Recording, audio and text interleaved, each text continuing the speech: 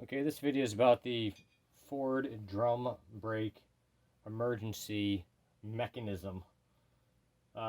This little whirlygig is probably one of the most ridiculous designs I've seen in a while.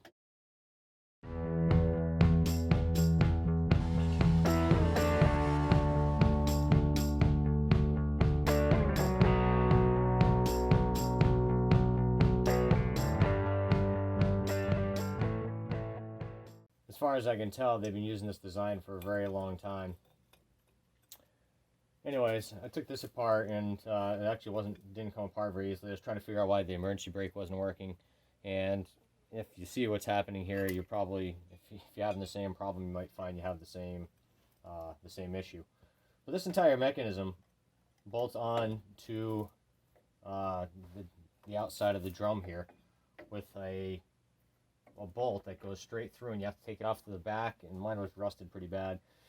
But you take off this nut that's sitting on the back, and this entire mechanism, if you know, mine was super rusted on, I had to pry mine out. But what happened here is this this mechanism is supposed to move, and I didn't even realize this until I got it apart.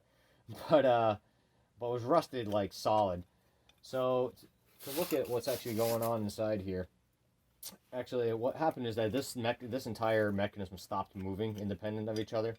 So there's a couple of different things that happens. This pivots on the pin, and then this guy here kind of actually has an elongated hole, and he can slide back and forth like this. And then this guy, when you pull on this lever here, that moves, hits these like cams, lock onto this guy, and that turns these pins, and these pins spread your drum your shoes, your brake shoes apart, like, let's see if we can do it kind of like this, just a little bit, but it pushes it right here on the top of this guy and on the bottom of this guy, spreads these guys apart. So when this freezes up, what it does is it eats away at the top of this shoe. So the shoe doesn't even have like a flat side anymore. I don't know how, it looks like there's a very little bit of a ridge here to begin with. But I'm going to hit this with a welder, and I'm going to build up that corner again so that this ridiculous mechanism can actually touch the top of this and move my e-brake out.